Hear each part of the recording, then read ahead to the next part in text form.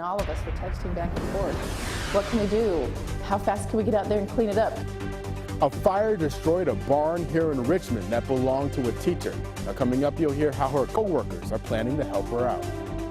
A fight between a family in Boyle County leaves one person in jail, the other in the hospital. Hear what their relatives have to say.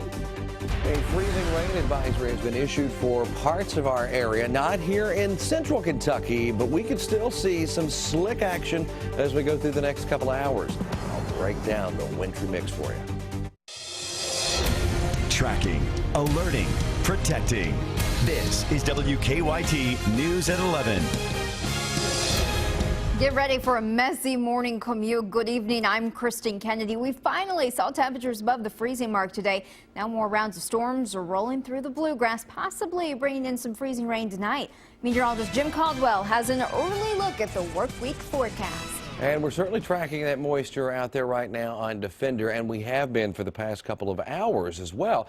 North of Lexington and east of Lexington, really been getting more reports of some of those slick conditions showing up through those areas out toward Boyd County and to Harrison County to our north. And now, as we track with Defender, Kentucky's most powerful live Doppler, you're going to see just plain old green is what you're seeing out there in Flemingsburg, but likely at the surface. Once it gets all the way down to the ground, probably getting in a little bit of ice at that point. Even here around Lexington, we're not showing a whole lot of moisture. However, now we run into a little phase where it's going to be more of a drizzle. So freezing drizzle could also be a possibility out there. So some slick conditions possible here for us as well. And you can see that well off to our north as well. We expand our view and show you the freezing rain advisory that's in place out for parts of eastern Kentucky, a big chunk of the area. We have what is known as a traveler's advisory here in central Kentucky, just to be aware of possible slick conditions out there as we head through parts of the overnight, because again, the ground is very cold and we still have the moisture hanging out with us. We'll track all of this, a little bit more for you, and more wintry weather potential coming our way. I'll have that for you in just a few minutes. Thank you, Jim. He's accused of stabbing his own nephew tonight. A Boyle County man is in jail on assault charges after police say he got into an argument with his nephew at their home in Junction City. Police believe Sean Robert Hobbs stabbed his nephew Brandon Hobbs. WKYT's Jordan Vline spoke with Sean's son about what happened. She has our top story at 11. It's fair to say that most families fight at one time or another, but on Saturday, my dad was inside the trailer working on a heater. Inside this Boyle County family's home, He had a screwdriver, so he was using a knife. that fighting My cousin came in, Brandon. They got in some kind of altercation. turned physical between 49-year-old Sean Hobbs and his nephew, 23-year-old Brandon Hobbs. Relatives tell us that Brandon and Sean had gotten into fights before, but what happened on Saturday night took it to a whole other level. After their initial fight, we're told that Brandon came back to the house, this time armed with a taser. Began tasing him. I understand it was multiple times. I'm not sure how many, somewhere between 3 or 5. Sean's son Alex says what happened next Probably afraid he was going to die. was an act of self-defense. He already had the knife in his hand, so it's not like he actively went to find it to hurt him. Police say Sean stabbed his nephew Brandon 3 times. He's at UK. He's in a medically induced coma. Either his aortic valve or artery had got hit. Alex hopes his cousin recovers quickly, but says in this situation, he doesn't believe that his dad was in the wrong. I just don't want people to think my dad's some sort of killer, someone who would quickly resort to violence. In Boyle County, He was being tased, in excessive amount. Jordan Valines, I think anybody would fear for their life. WKYT. Junction City police are continuing to investigate whether self-defense played a part in the stabbing. And in Jessamine County, a woman is behind bars after police say she got into an argument with her boyfriend and stabbed him. Nicholasville police say Elizabeth Maston stabbed her boyfriend in the chest, face, and arm. She then called 911 for help and waited with them until they arrived. Emergency crews rushed her boyfriend to UK hospital. Maston is at the Jessamine County Detention Center. Tonight, police are searching for a man they say robbed a Lexington restaurant at gunpoint. Police say the man walked into the Dairy Queen off New Circle Road around 9 o'clock and demanded cash. They believe he's in his 40s, around 6'3", 200 pounds, wearing jeans, a red hoodie, and a black scarf. We're told he does have a handgun. And we're tracking another robbery in Lexington, this one at the Shell station across the street from the Dairy Queen. We're told a man went into the gas station and asked for 2 cartons of cigarettes, but left the store without paying for them. A customer then followed the man out of the store, and we're told he got into a car. Then the passenger pointed a gun at that customer. Police don't have a description of the thief. A wanted man is behind bars tonight after a string of crimes. Just last night, police arrested Joshua Smith in Lexington. State police say last month Smith stole a car from a car lot and tried to break into a pharmacy in Laurel County. Police have been searching for him ever since. Last night they received a tip he was at a hotel in Lexington. State police and Lexington police arrested him and took him back to Laurel County. He faces several charges. A Central Kentucky man lost his barn in an overnight fire. What's even worse, 3 of his thoroughbred horses died in the fire. Fire crews say the barn off Paris Pike went up in flames just before midnight. The state trooper first saw the fire. The owner of the barn was too upset to talk on camera. He was planning to take his horses to Keeneland next week for the annual sale. Friends say he will eventually recover from this loss. He can't blame himself. It's just something that happened. He'll come back. It'll take him a while to figure it out. He'll be back. Investigators are planning to go back tomorrow to try to determine the cause of the fire.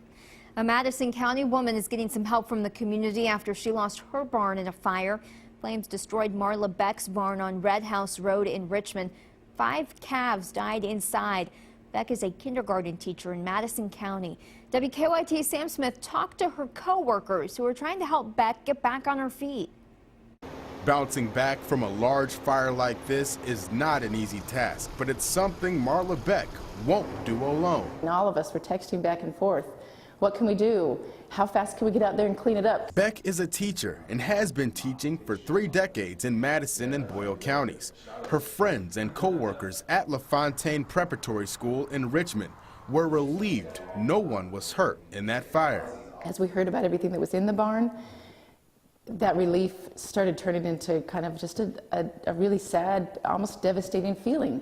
All of the family's tools and sentimental items were lost, as well as 5 calves. We've all heard about her calves and the amount of work that they put into them, and so little by little you just started feeling more and more sad about everything that they had lost. Folks here are using an online fundraising site to raise money for Beck and her family. My son, that's going to be his favorite teacher forever because he felt loved by her. A $5,000 goal is listed on their Give Forward page. That'll help pay for what was destroyed, while the family waits on their insurance to take over. Marla has been so helpful to so many people in our community, so we think this is a good opportunity to help Marla out.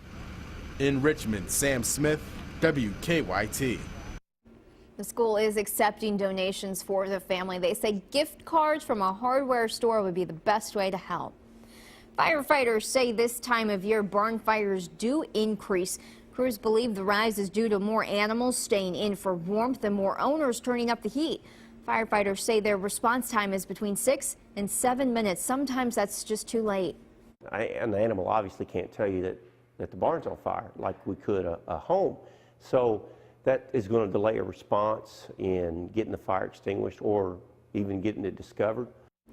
Firefighters say excess hay and cobwebs can easily catch fire and help flames spread.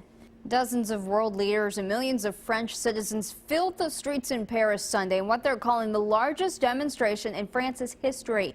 As CBS's Brian Webb reports, nearly 4 million people marched with a message of unity following the deadly terror spree that killed 17 people and left 3 gunmen dead. Demonstrators carried signs, sang songs, and shed tears as they marched in solidarity to renounce terrorist attacks that ripped their country apart. We have to be here in the memory of these people, innocent people, and to say with a smile that we're not afraid. It's important to show at the entire world we're not afraid. France's president and at least 40 world leaders led the march. Even sworn enemies like Israel's Benjamin Netanyahu and Palestinian leader Mahmoud Abbas set aside their grievances and walked together. Thousands of police officers and soldiers protected the massive crowds. Attorney General Eric Holder was in Paris where he attended a meeting on fighting terrorism but did not attend the march. A pledge was made to do a better job of sharing information amongst the nations that were there, and I think we will in fact do that. A video has emerged of the gunman who killed 4 hostages at a kosher market before police gunned him down. In it, Amity Coulibaly pledged allegiance to the Islamic State and detailed how the attacks would unfold. The violence started Wednesday when brothers Saeed and Sharif Kouachi killed a dozen people at the Paris office of the satirical magazine Charlie Hebdo. The brothers died in a shootout with police after another siege at a printing plant Friday. France remains on high alert for more possible attacks while investigators look deeper into the gunman's backgrounds. Brian Webb for CBS News. Several world leaders ended the day with a prayer service at a Paris synagogue. Many of the terror victims were Jewish. Investigators are still searching for an accomplice. They believe she fled to Syria last week. And a man indicted for a deadly shooting almost 2 years ago is set to be back in court tomorrow. Lexington police say Devontae Webb fired shots inside a bowling alley on New Circle Road back in April 2013. Stephen Reynolds died in that shooting. Webb was indicted in August of that year. Police arrested him that June. Kentucky State Police have identified the man killed in an early morning crash. Troopers say Eric Gallagher was driving on Christie Creek Road near Moorhead when he lost control of his car going around a curve. We're told he veered off the road and flipped several times. 2 passengers in the car suffered non-life-threatening injuries. Police charged Gallagher's passengers with public intoxication and drug possession. Attorney General Jack Conway is expected to announce his candidacy for governor tomorrow. Conway and his running mate, State Representative Sandy Overly, will announce their plans to run tomorrow morning.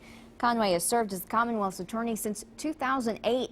In 2010, he lost the race for Senate against Rand Paul. Overly is currently the Democratic caucus chair for the Kentucky House. Major party candidates have until January 27th to apply for the 2015 governor's race. Lexington's new chief of police will be sworn in tomorrow. Former Assistant Chief of Police Mark Barnard is set to be sworn in tomorrow morning at police headquarters. Lexington Mayor Jim Gray appointed Barnard last month. He will take over for Ronnie Baston, who is resigning to become the city's public safety commissioner.